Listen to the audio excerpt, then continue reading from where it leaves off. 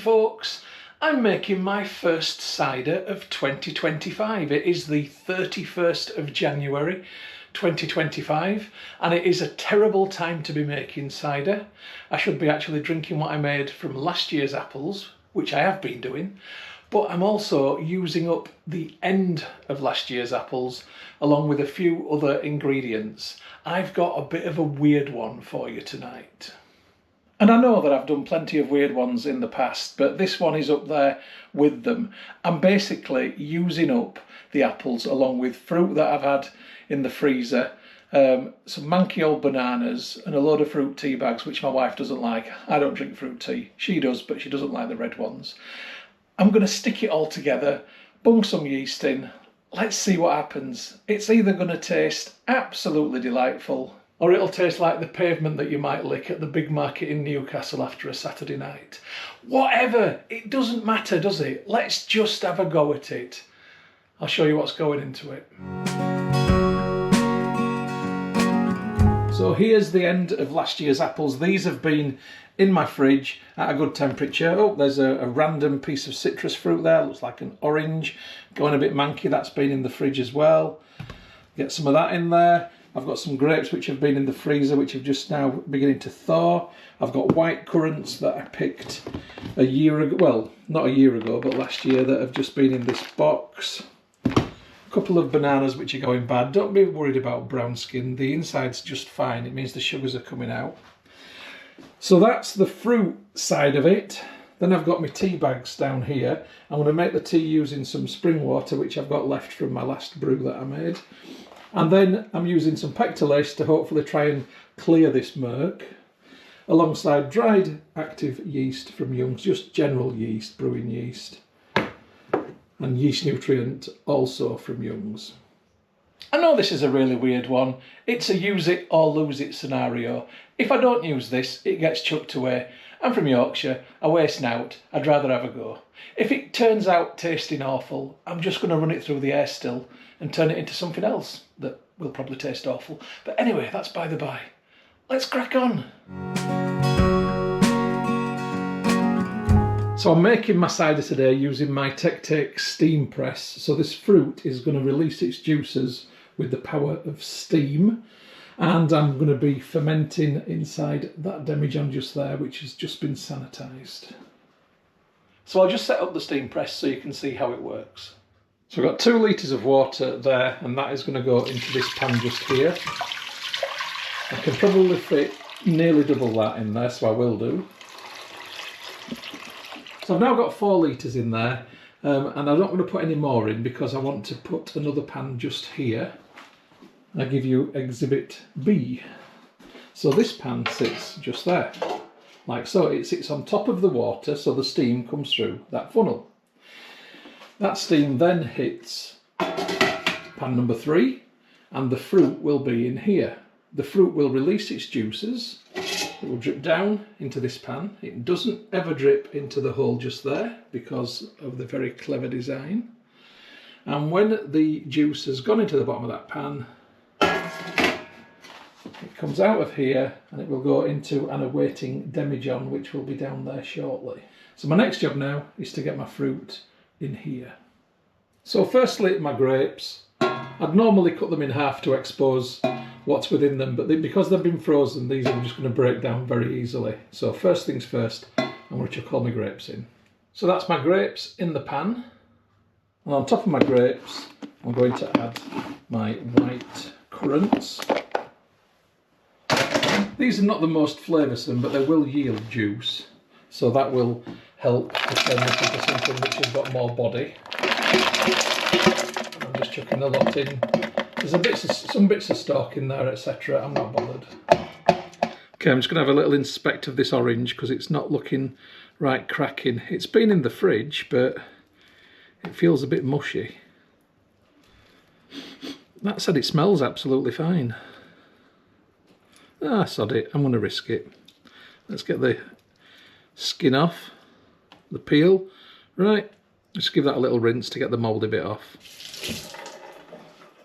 Right, that's nice and clean, that can go in the pan. Right, let's have a look at these bananas. Oh yeah, these are definitely past their best, but the flesh within should be fine if I just wash off any bits that look a bit mouldy. I mean, yeah, it does look a bit manky, doesn't it? I'm not worried. Don't forget, this is going to be steamed. That will kill any bacteria that could do any harm, so I'm really not worried. In fact, I'm just going to chuck it in. And the same with this one, which isn't quite as bad actually. So that is the current state of play inside the steam press. So in the bottom is the grapes, on top is the white currants, then I've got the orange and the banana just chucked in there. That's absolutely fine. Now I need to tackle my apples. Right, this is a roll your sleeves up job.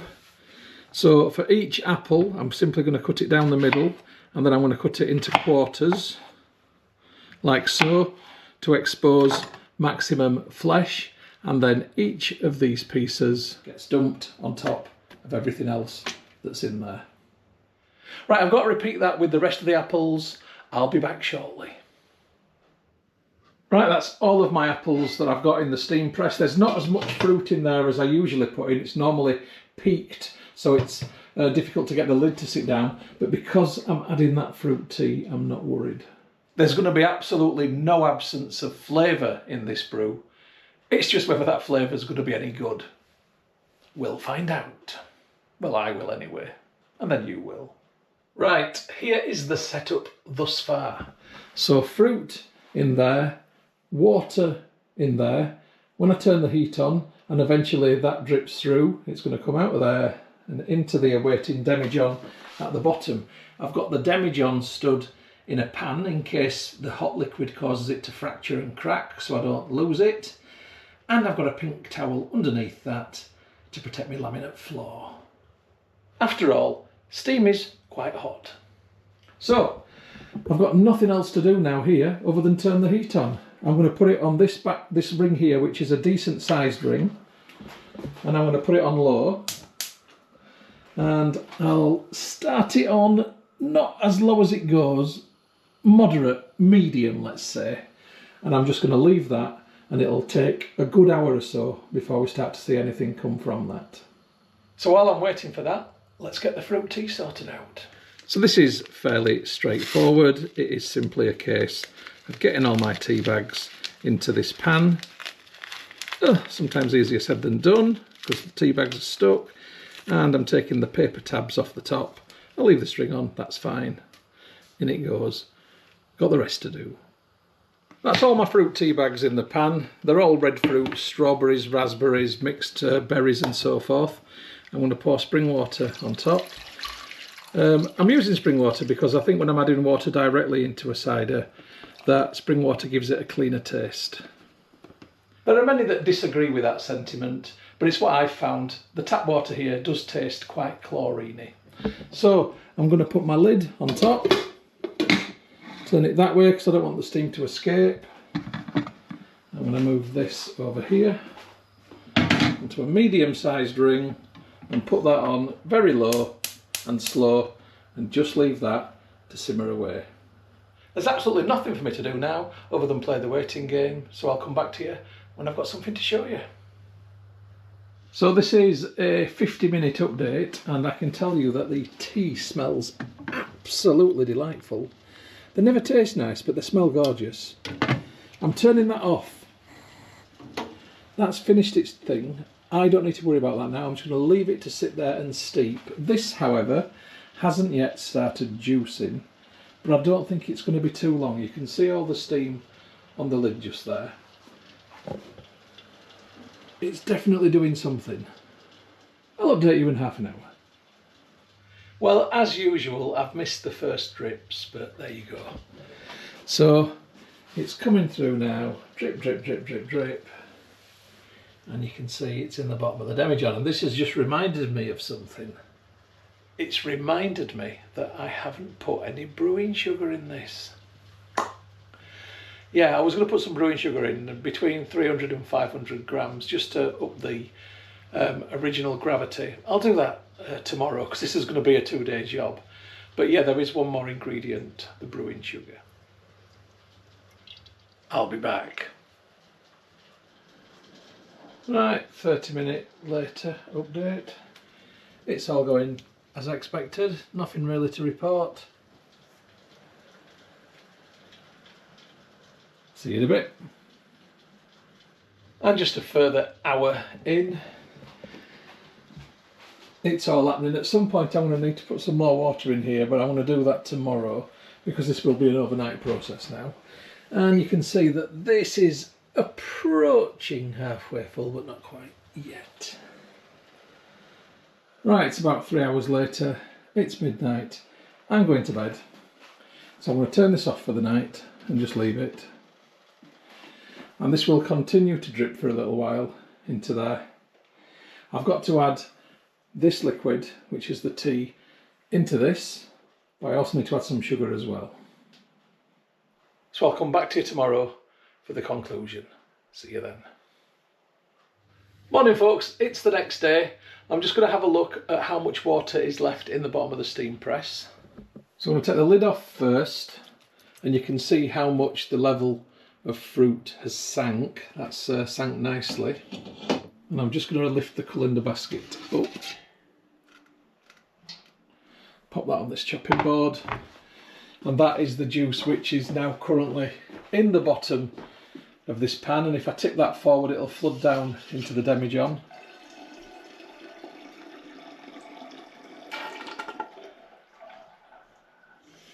And now if I lift this up, I can see that there is approximately 2 litres of water in there, so I'm going to put a little bit more in.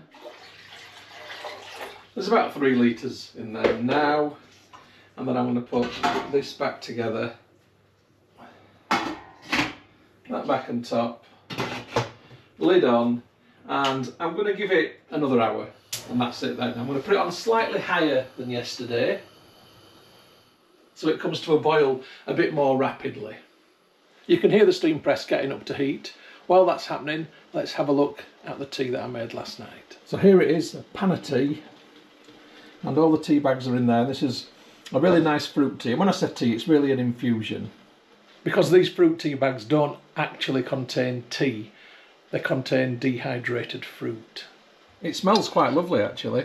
So what I'm going to do is I'm going to get all these tea bags out of here, and I'm just going to get each one out, squeeze it against the side of the pan, and then pop it into this bowl just here, string and all.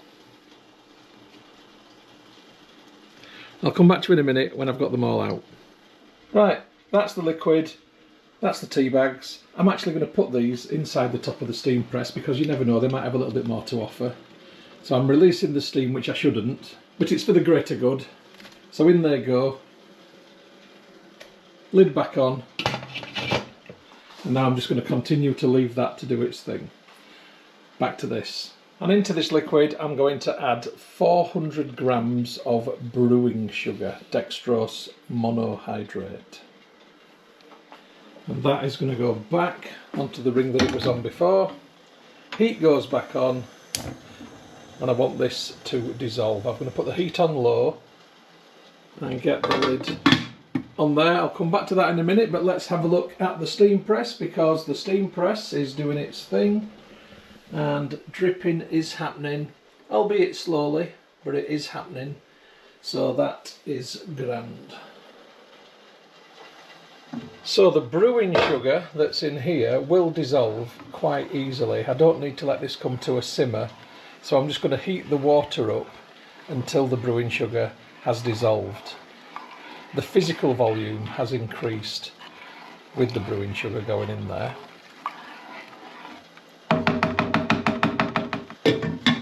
Pop that like that, playing the waiting game once again. So the brewing sugar has dissolved, but I've got a slight change of plan. So here is the tea. What I am going to do is I'm going to let it come to a simmer, and then instead of pouring it into the demijohn like I was going to, I'm going to pour it through the steam press.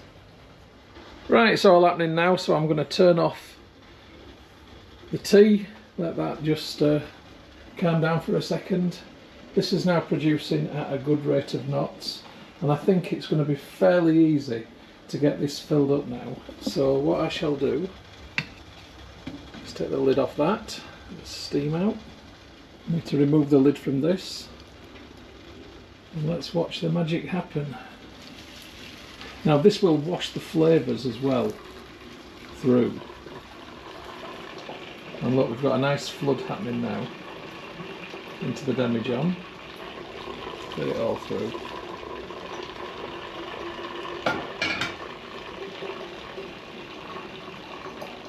Get that lid back on. And it won't be long until the demijohn is filled up now. So I am playing the waiting game. Right, not too much longer later, we are done. Look at that. Perfect. So I'm just going to take the pipe from the steam press and I'm going to put it like this. And I'm not going to do anything with this other than move it off the ring that it's on to a cool ring at the back. And I'm just going to leave this to cool down. I don't need to do anything with that at the minute. The demijohn, just here, is too warm for me to add any yeast to it. So I will add to the top this filter. And that will keep out any contaminants, but it will also allow the heat to escape from the top. So I'm going to need to leave this for several hours. It's now 1:15 midday. I think it's going to be this evening, maybe 7, 8 in the evening before this is cool enough for me to add the yeast, take a gravity and all that sort of stuff. I'll come back to you then. Hey folks, I'm back with my cider. Sorry about the light and shadow. I can't do anything about it. I've got a south-facing kitchen window.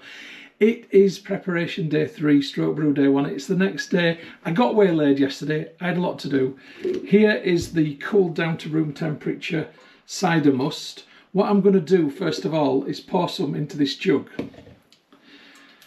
I'm doing that in case it's settled into layers. So I'm going to pour some out and pour it back in. The jug is clean.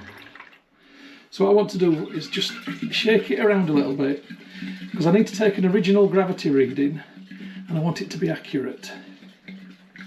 So I'm just shaking that round, okay, and I'm going to pour back into it now what's in the jug. Now every time this touches another surface, it does bring the risk of cross-contamination and that could lead to it being vinegar. Now I hope that won't happen, and it's quite unlikely, but it could happen. It's a risk you take, and I'm pouring this quite sloppily. Right, I'm going to pour some back into the jug, and I'm going to pour that into my hydrometer tube to take the original gravity. I'm not going to pour this back in. Right, I'm not on the most humongous of original gravities, but it will do. I am on exactly 1.040, 1040. So you can see I've got a bit of headspace here. The froth is nothing to do with krausen, it's because I've been agitating it. I am now going to add my dry ingredients into this. Fresh funnel, right, first of all pectolase, hopefully to achieve some clarity in the final product, and if not then never mind. I'm just going to tip a bit because that was overly full, and there's the equivalent of about a heaped teaspoon gone in there. The yeast nutrient's a bit crystalline and sometimes it sets, so yeah, there's a huge lump. A nutrient berg, I won't put that in, but I will put a nice shovelful, very heaped teaspoonful of yeast nutrient in. I want my yeast to have a good time. And finally, the remaining dry ingredient is the yeast itself. Even though it's nice and sunny today, it's still getting quite chilly. It's not a great time of year to be brewing with yeast, and I did think about putting lager yeast in, but I'm not gonna. Right, I'm not gonna stick the nutrient spoon into the yeast in case it activates it somehow. I'm just gonna tip a bit in, and I want you to imagine that there's a nice heaped teaspoonful gone in there. Right, so I'm just gonna give this a little bit of agitation. Okay, that's good. Now I need to find an airlock. Et voila, or as the French would say, et voila. Right, I need to have a little tidy round. I shall come back to you shortly. Right, there's my demijohn cleaned and labelled up. I'm going to just call this a mixed fruit and tea cider. Brew day 1, 2nd of Feb 25, original gravity, 1040. It's not started fermenting, there has just been a pop in the airlock. That's just because the sun's shining on this. I need to get this out of the sun and into my living room, where it's currently about 16, 17 degrees Celsius. It's not an ideal temperature for fermenting. It'll have to do. I'll have to just do what I can. Anyway, before I go for now, let's have a little nifter.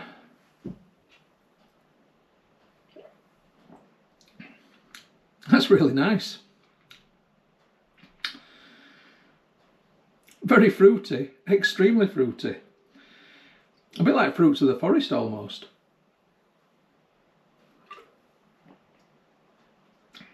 Yeah, okay. Fingers crossed for a decent brew. I'll come back to you when fermentation begins. Hopefully today, maybe tomorrow. Let's see. Catch you then. Hey folks, it's brew day 2. It's currently only 16.4 degrees in the living room, but it has been up to 19 when the wood burner is on. But fermentation has begun, albeit very slowly. And the wood burner is on at the end of day 2. It's 19.8 degrees Celsius, and the krausen is growing, bubbling, is getting stronger and steadier, and I'm expecting to come down to a messy airlock in the morning. Hey folks, it's the next morning, brew day 3, and as predicted, I have a messy airlock, so I'm just going to take this out and give it a wash. Overnight the temperature in the living room has dropped to 15.5, although the central heating's just come on, and I'll be lighting the burner very shortly. So I'm going to pop that back into the demijohn. I am expecting it to flood out again today, but that's fine. I'll just clean it out until it stops flooding out. But there we go. Sorted for now. Catch you later. Hey folks, it's the next day and déjà vu, or as the French say, déjà vu. Right, anyway, I need to wash this airlock out once again. And I'm just going to keep doing it. I'm not going to bother fitting a blow-off pipe. I'm not bothered. I'm bothered. So airlock washed out, excess water shaken out. I'll be doing this again later today, no doubt. Just give the demijohn a quick rinse. Lovely stuff. Right, see you later kids. And what a difference a day makes, because the next day, look, the krausen has completely gone. Everything's nice and clean. Yes, I did have to wash it out again in between, but all's good now.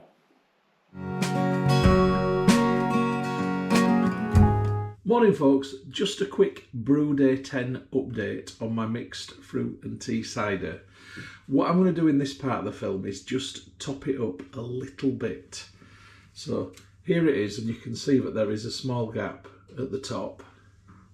It's not a big gap and it shouldn't present a problem, but I want to try and fill the demijohn to about just there. So I'm going to add a little bit of extra stuff to it.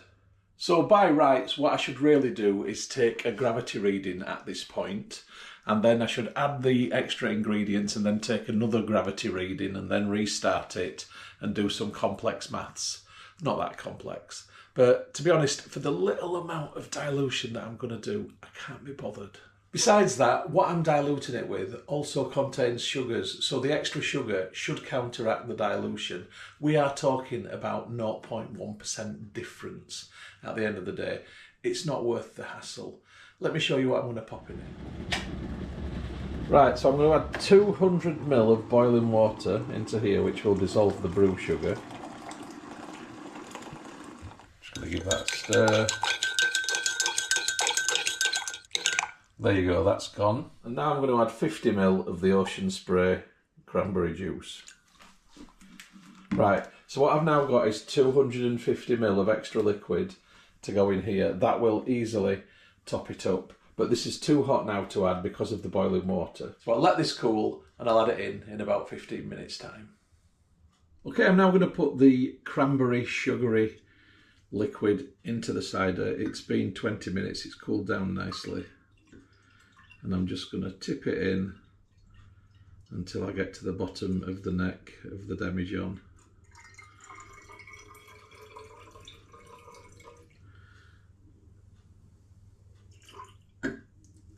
Perfect amount.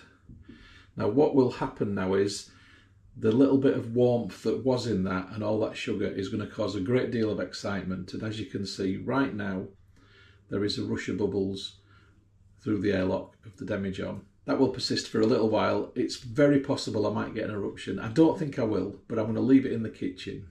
So I'm going to come back to you next when fermentation's over, and then it will be time to bottle. So I'll see you then. Good afternoon from the very sunny kitchen, folks. It is April and we are having a mini heat wave, some really nice weather after a very cold end of winter and some poor temperatures in this house. It is brew day 65 for my mixed fruit and tea cider. I've got it hidden behind me to protect it from the sunshine, but let's have a look at it. Here it is on the windowsill. So I put it up here this morning before the sun was shining on here, and I've wrapped it up because I don't want the sun shining on it. Although that is inevitable now that I'm going to get the sun shining on it, because I'm going to get it out of there and into these awaiting bottles. Now I'm going to give you a little glance at it. I'll uncover it because I want you to appreciate how absolutely gorgeous and clear that is. I mean, you can literally see straight through it to the garden, which is absolutely fantastic. I've just left it, essentially. I've had lots to do, and I've just left it to do its thing, and it's finished fermenting and settled and cleared naturally and nicely. So what I'm going to do now is get it bottled, get it bunged, get it caged, get it labelled and put it away for conditioning. Let's crack on. So I've got 1, 2, 3, 4, 5, 6.5 bottles in the sink. I suspect I'm going to get 5.5, but just in case I can manage a full 6, then that's what I will go for. So I'm going to put some priming sugar into each of these bottles, about that much, which is kind of like a rounded teaspoonful into each 700ml bottle. And when the yeast, which is left in suspension in there, finds this sugar, it'll have a bit of a reaction with it. It'll break the sugar apart, and a byproduct of that is the release of carbon dioxide, CO2. When the CO2 builds up in the bottles, it creates a sparkle, and that's because the pressure builds up and the CO2 can't escape, hence the bung and the cage on top of the bottle. So I'm just going to get my sugar in here. Right, we're ready to go.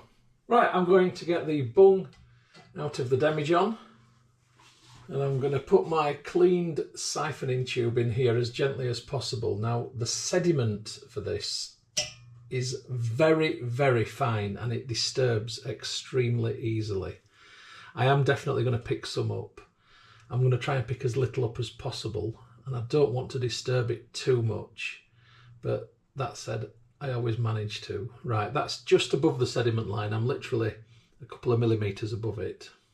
So the first bit that comes out is going to go into the hydrometer tube before I start going into the bottles. Let's get busy with the fizzy. And it's murky, murky, blobby, blobby, blobby, murky, murky, clear. Right, so I've just clawed a load of sediment up with that, and thankfully that's it. And it's now coming out nice and clear. So that's good. Now I will get a small layer of sediment in the bottom of each bottle. It's not a problem. Adds a bit of flavour really, doesn't it? A bit of fruit in your drink. It's not to worry about. So I think it's coming out quite slow actually. Oh no, it's coming out at a steady knots. That's fine actually. It just smells like a nice cider. I can't particularly get anything from the smell at this point in time. And because the sun's so bright and the glass is so dark, yeah, I can't see where the cider is in the bottles. I'm I'm going to have to concentrate on this, otherwise I'm going to get flooding out of every single bottle like it just did on the first one. Right. Okay, let's have a different view. So I can see that through that one from this angle. Much better than having the sun in my face. So 3, 2, 1 and out. A little bit too much in that, but I'll just end up pouring bits and bobs out of the ones that I've got a bit much in. But yeah, I mean, it looks absolutely delightful. It's a gorgeous colour. I actually should have put this into clear bottles. I never even thought to do that. But never mind. It's a bit like Iron Brew, isn't it? Except this is made in Yorkshire, not Scotland, and there's nae girders in it, lad.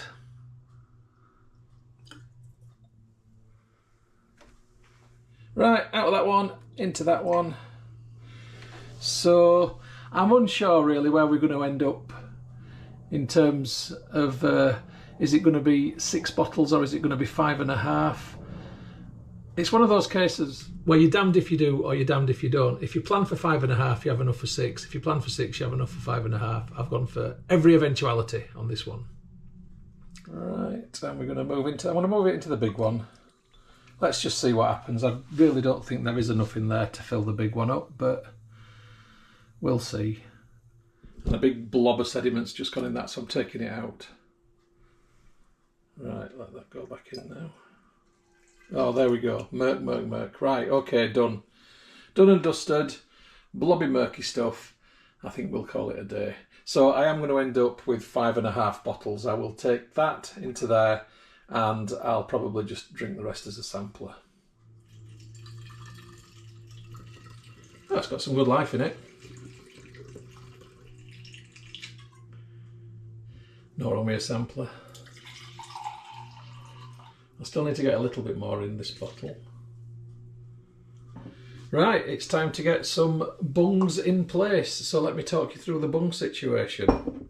These are plastic bungs. I've got them in a jug of very hot water. It was boiling, I let it cool a little bit, then poured it on the bungs. What that does is it gives them a last sanitise, but it also makes them malleable because they're made of plastic and it's hard plastic and sometimes they don't really want to go in very well. But when they're a bit malleable, the palm of your hand, 9 out of 10 times does the job. Bash. So I need to get all of them in. In fact, what I'll do is I'll do that one as I've just done it now, and I'm going to put the cage on top. Pull that cage tight, and then using my favourite miniature dessert fork, I'm going to pull that cage away, and then I'm going to twist it. And I want to pull and twist and pull and twist until the cage is nicely tightened around the neck of the bottle, and that will hold the bung in place, because I mentioned to you before about the priming sugar creating CO2 when the yeast finds it, or the yeast creating CO2 when it finds the priming sugar. Let's get it the right way around. That causes pressure to build up and the bung flies out unless you've got a cage on there to hold it in place. So that is one bottle thoroughly bunged and caged, all nice and safe. I've got the rest of them to do. No point in watching me. I'll come back to you when I've done them. That's 5.5 bottles bunged and caged. I'm going to give them a little shower now, just to rinse off any sticky residue from the outside of the bottles. Don't like sticky. Give them a little clean off.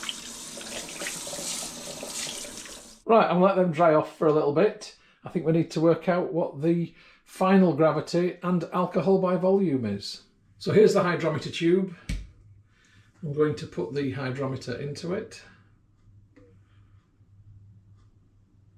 Right, okie dokie. And it has finished bang on 1.000.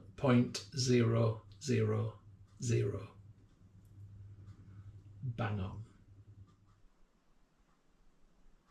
So I now need to work out the alcohol by volume for this brew. So here's my calculator. I just want to apologise in advance. I've put on a currency converter. That's Australian dollars from GBP, and I don't know how to take it off. So just look at the top line only, okay?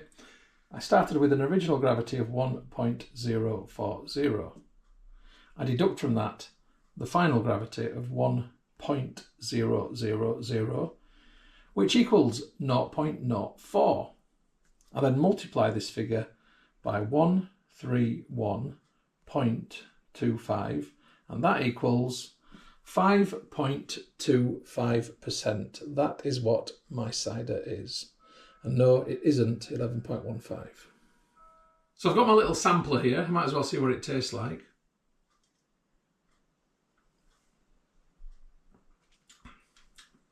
Oh, it's very nice. That is really fruity. I mean, it's not surprising it's really fruity. There's lots going on there. It's quite medium. The red berries of the fruit tea absolutely come through. That is going to be a really nice cider, I think. Quite looking forward to this result. Anyway, before I get too into my celebrations, I need to have a tidy round, dry the bottles off properly, get some labels made. I'll come back to you. Right, I've got a Fomamo Bluetooth printer. I'm using a program called Printmaster on my iPhone. I've just done a very basic, simple label. I'm going to ask it for 6 copies right now. Oh, label paper not detected. It is. There's always summit. Right, second time lucky. There we go. It's a nifty little beast. So the final job in the bottling stage is to get the labels on. So pretty dry. Shouldn't really use my t-shirt, should I? Wife's not watching. So get that one on, and that is one bottle filled and labelled. I've got the rest to do. I'll come back to you very shortly. And there we go, like 6 bottles of green loveliness.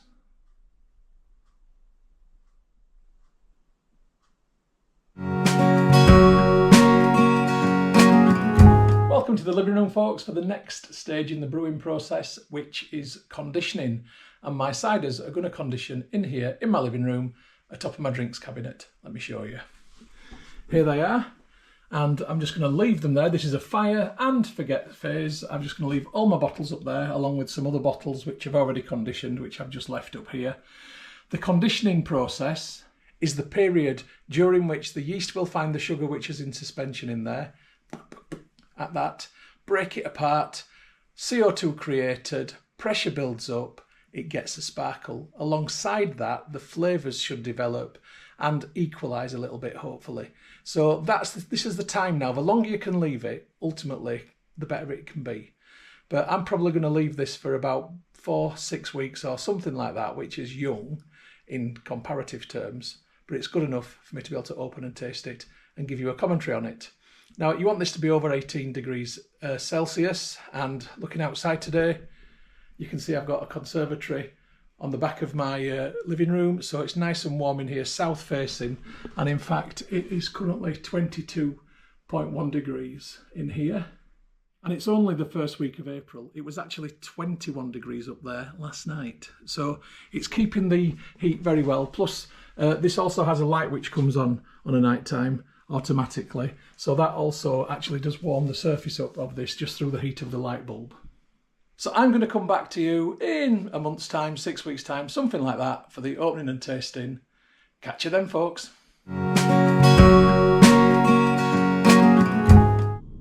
Good evening from the kitchen, folks. It is brew day 117 for my mixed fruit and tea cider. And tonight it is the grand opening and tasting night for this brew.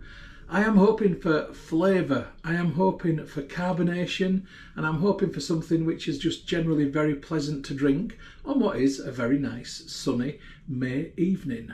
So I want it to look good in the glass, I want it to smell nice, and I want it to taste nice. Am I going to get all that? Let's find out.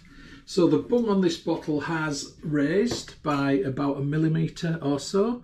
Not sure if you can see that, and I'm now going to open it with the assistance of my trusted little fork, because the wire's very brittle. Right, this one has broken, so I'm going to need to use extreme violence on this one, unfortunately.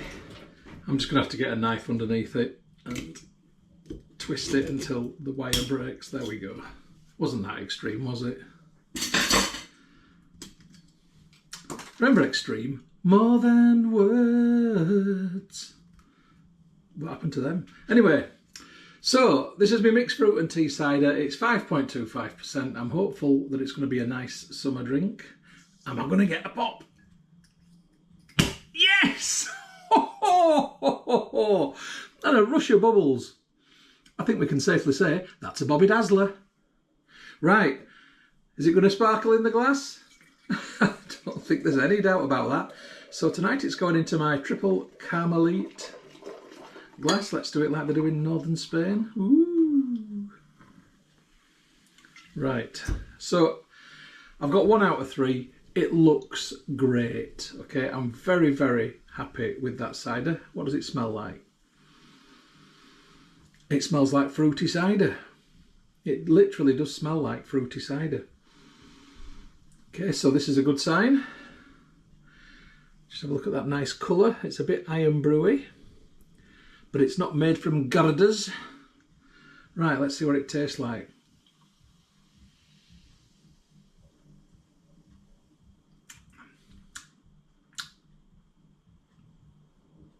It's a good one. There's a bit of citrus. There's a bit of berry. There's definitely cider. It's hitting lots of different places. The flavour is quite complex. It's pleasant, it's good. I'm just trying to identify individual strands of things that went in there. And failing whilst doing so. It just tastes like a nice fruity cider, to be honest. It's very good. I'm impressed with it. I'm very happy with what I've got here. So we can say that this one is a success. Right. On the scale, where am I sat?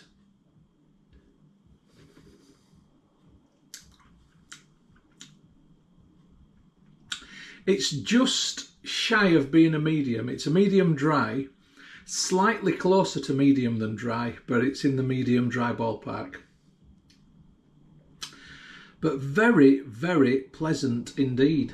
I think there's a lot of flavour come out of those tea bags. So before I go any further, let's get a picture for the front of the film. Thank you for indulging me in these. This is my last cider opening and tasting for quite a while now, because this is the last of my ciders, which I started in 2024. Or did I start this one in 2025? It feels like I started it last year, but it's last year's apples, whether I started it last year or this year. This year's apples are about that big so far. But I have got some beer, and I'll get some stilling videos on as well, but you might have to just put up with some cooking films for a few weeks until we get back into season. Anyway, it's been an absolute pleasure, folks. I hope you've enjoyed the film. Thanks for the views, thanks for the subscriptions, thanks for the likes, thanks for the comments, all very appreciated. And if you haven't followed my channel, please do so now. Right, cheers folks, and I'll catch you on the next film, whatever that may be.